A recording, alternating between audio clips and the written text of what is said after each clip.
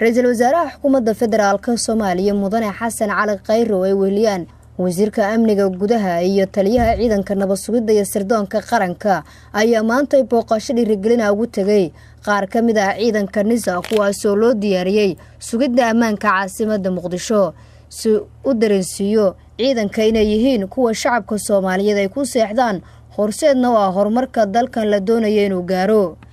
wasiirka amniga gudaha ee xukuumadda federaalka Soomaaliya Mudane Maxamed Abuukar Islow Ducaale ayaa sheegay in ciidankan iyo kuwa kale oo badan ay diyaar u yihiin sugidda amniga caasimadda Soomaaliya ee Muqdisho. marka ogaada idinkana dhalinyaro waxa wadanka lagu jiifo idinka la'aantiin meeshan dawladnimada soo magaari lahayn waa la soconaa in qaar looga naf ay ku waayeen qaar inay dhaawac yihiin waa la soconaa barnaamijku uu joogaa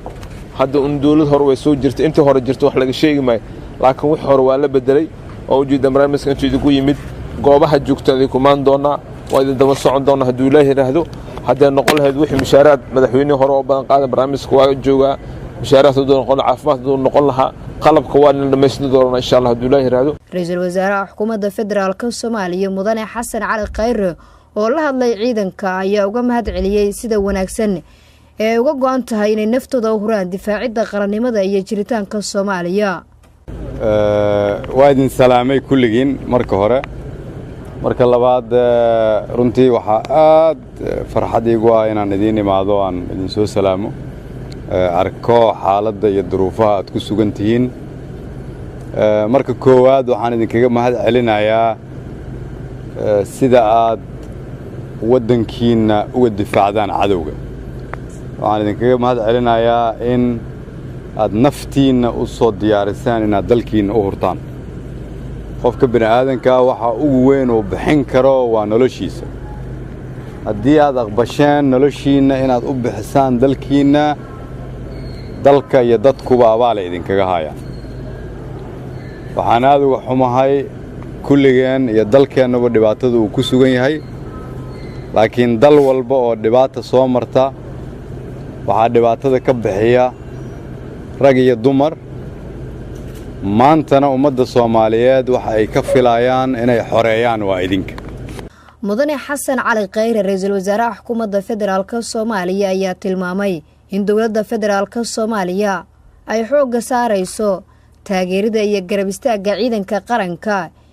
ee u taagan sidii hooyooyinka Soomaaliyeed ay nabad ugu noolaan lahaayeen dalkooda. waxaan idin ballan qaadayaa inaan diyaar u nahay inaan idin taageerno idin taakulayno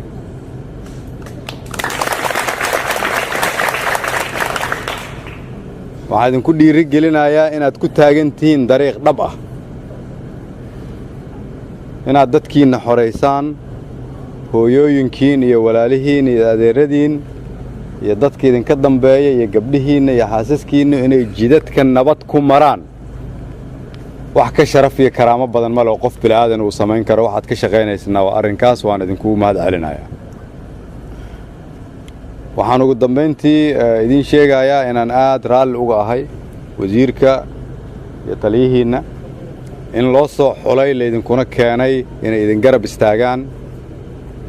waxaana ku kalsoonahay haddii aad aamintaan lana shaqaysaanna sidaan aniguba u aaminsanahay inay dalkan dhibka ka saari doonaan iyagoo adeegsanaya awooddiinna iyo quwaddiinna. dawladda federaalka Soomaaliya oo kaashanaysa shacabka Soomaaliyeed ayaa muddooyinkii dambe waxay waday qorshayaal lagu sugayo amniga guud ee dalka gaar ahaan caasimadda Soomaaliya ee Muqdisho. Nasr Bashir Ali warbaahinta qaranka Soomaaliyeed magaalada caasimadda ee Muqdisho.